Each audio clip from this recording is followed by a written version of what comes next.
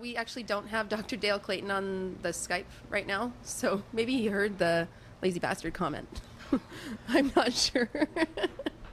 I'm not sure. We weren't expecting him to fly from Utah. It was just a little joke. I was under the impression he was flying from Utah. Well, he's in Turkey actually doing a big Lice summit. Every so many years, all of the powers that be get together and do a big Lice summit conference, and I think that's where he is. I heard about it's that. A whole different. I heard about it's that. It's a whole new world. It really Lice is. is really a whole new world of its own. Wow, it's something people don't want to think about, but No. in the background, when we're not thinking about it, there's all these people that are Thinking having about summits and thinking a lot about it. But you know Dr. Clayton, right? Yes, I do. So I've met now him. I'm going to introduce Dawn. That's a good idea. Did I say it right, Mucci? Dawn Mucci, yes. Dawn Mucci, okay, because it's double C-I. It's Italian? Correct. Mucci like Gucci without the Like money. Gucci without the money. Not yet. Not yet. Not yet. You got to pick a lot of lice to get Yes, that I do. kind of money. But I think it's great what you've done, Dawn. You've been helping people remove their lice for 10 years now, Yes. is it? Wow. Well, thanks for joining us. You're welcome, and I was really enjoying your banter earlier. I think more fun and lightness needs to be made of the issue of head lice because there's such a stigma associated with it. Yeah. And a big part of why I started the business myself was to end the stigma associated with head lice, and as you mentioned earlier, to stop the overuse and abuse of pesticides on children. I went through that as a child personally, and it was very traumatizing. And when I got lice from my son as a young mother, I was faced with, do I want to go down that route again, or is there another way to do it? And really, most people don't know there are natural ways. No need for pesticides anymore. There really is truly not a need to use pesticide. Who wants to put a pesticide on their kid's head? Logically, I don't think any parent would want to. No. But what is being told in the common knowledge out there is when you get lice, you run to the drugstore, or you go to the doctor, or you phone the health unit, and they will give you, most times, a recipe to go and get an over-the-counter pesticide treatment and a comb. Yep. And that's just standard practice. So it's people like me and people like you that want to create change and let people know that there are options and other ways to approach it. Because if you think about it, we don't put pesticides on our lawns. We wash it off our food. We don't want to use it on our beloved pets. Yet unknowingly, a lot of us, and I don't think it's on purpose, are putting it on our children. The risk is not just doing it the once or twice as directed. It's when it doesn't work that they use it over and over. And that becomes a potential health risk for I kids. don't think people are, when you call it a pesticide, I've never heard it referred to as that. You don't think of course it's a pesticide. It's the killing chrysanthemum bugs. flower is where they derive this ingredient, and they call it a natural pesticide. But at the end of the day, it's a neurotoxin. Pesticide, no matter if it's synthetic or how it comes about. We have an issue where there's lindane, which has been banned in so many countries for use on agriculture in any forms.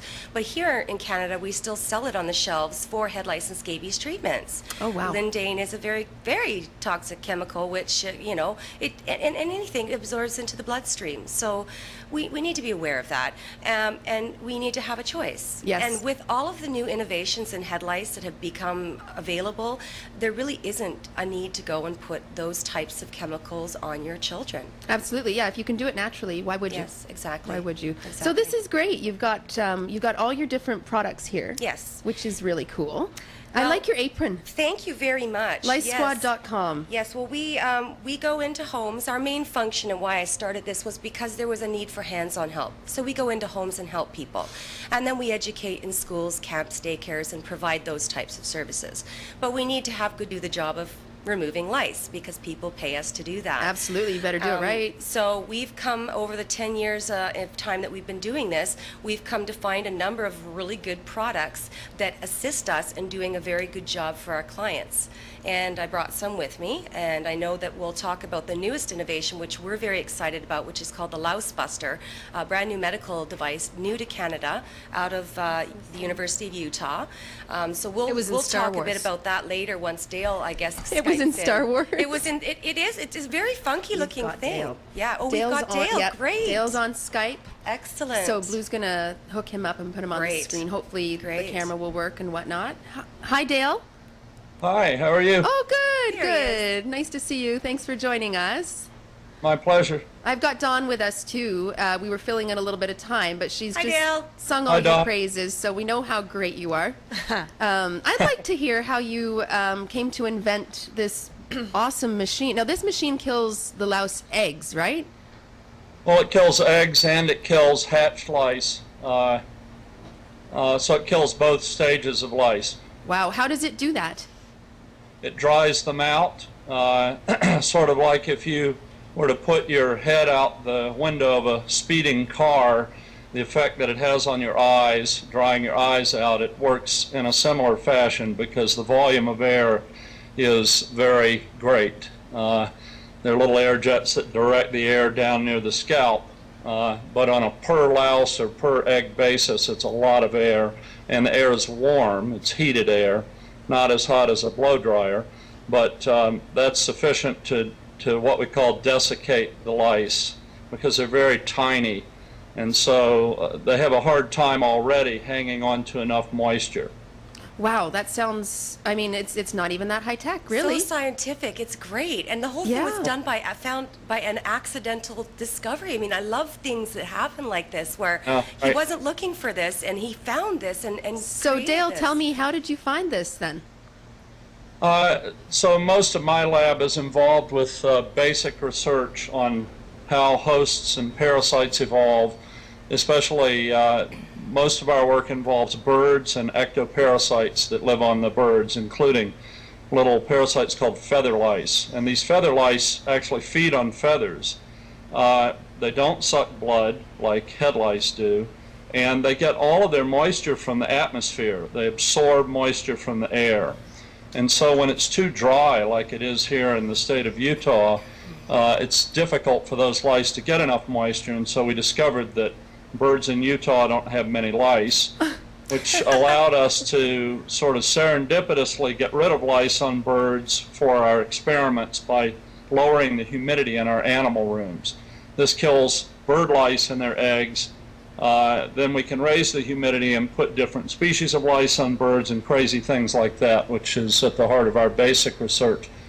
So when my kids came home about 10 years ago with head lice, and I wasn't able to get rid of them using shampoos and so on, we started tinkering with the idea that maybe we could try and dry out head lice on people, which is harder because they feed on blood, and blood contains a lot of water.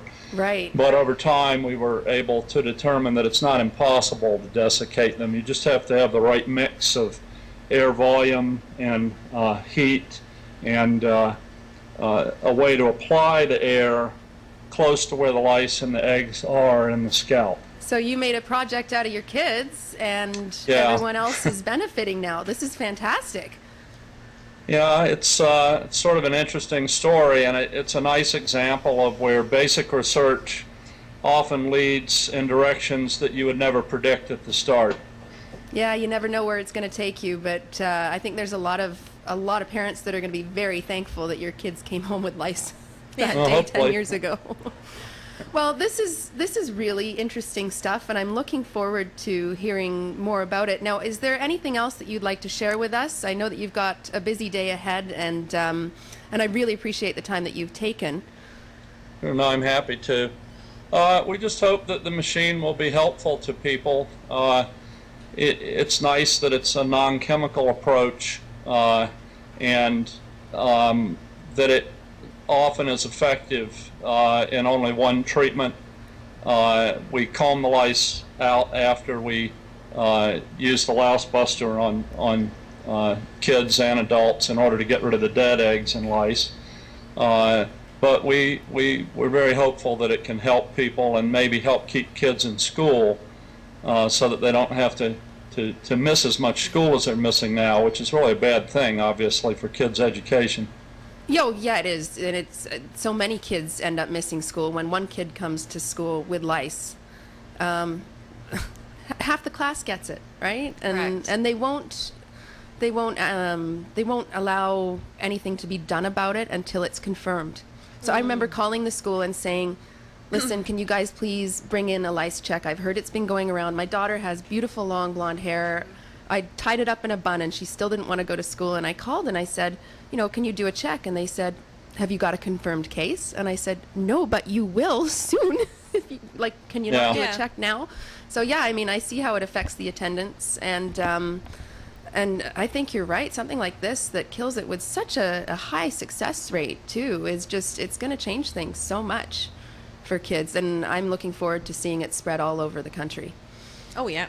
What, spread all over the country? Not the lice. Not the head lice. The machine. We've got enough of that. This amazing technology, and I think the information and knowledge that there really is no need any further to use pesticides on your children. You got it. There's no need. And you can get Ray Parker Jr. to do a video for the Louse Buster. We also think that, so I'm an evolutionary biologist by training, and I teach evolution. That's one of my duties here at the University of Utah, and we think that this approach may also be evolution proof, so to speak, Cool. because it would be very hard for any tiny insect to evolve resistance, so to speak, to not having enough water. Water is just too fundamental a property of the lives of all organisms, whereas it's actually surprisingly easy for insects to evolve resistance to the active ingredients in a lot of the insecticidal shampoos, just as or crop pests that feed on agricultural crops have evolved resistance to DDT, for example. That's also relatively easy. It involves very few mutations. So we're hopeful that this might be a permanent fix in addition to being a non-chemical one. Even better. Even better, because it's so simple. It is simple, and I mean, you know, school boards, camps, other organizations are spending a large amount of money buying pesticides to treat their internal lice problems, whereas they can get a machine like this and some quality combs, and it's a one-shot thing, and they can deal with it internally without having to continuously purchase these other agents and continuously spend the money. And then also, it's a safer, natural It's safer, approach. yeah. And what There's no parent risk. doesn't appreciate that? Absolutely. I think there are actually some parents out there that don't. I've got to be honest with you. I think when somebody hears lice, automatic panic sets in, and they will do whatever they can do to get rid of it. And as you mentioned earlier, vodka, all kinds of strange things. Whether they're drinking it or putting it on their head, panic sets in. And we've heard from people the strangest things. They will go to the strangest places to deal with lice. So going to the drugstore because your doctor or your health unit told you to is not a far off thing. But just knowing when you do that, there can be associated risks if you're overusing or abusing these things. Yeah, and absolutely. I'm not telling people don't use certain things. I'm all for pro-choice of anything. You have a decision as an individual human being what you choose to do. Yeah. But just know there are choices, and that is not the only route. Can I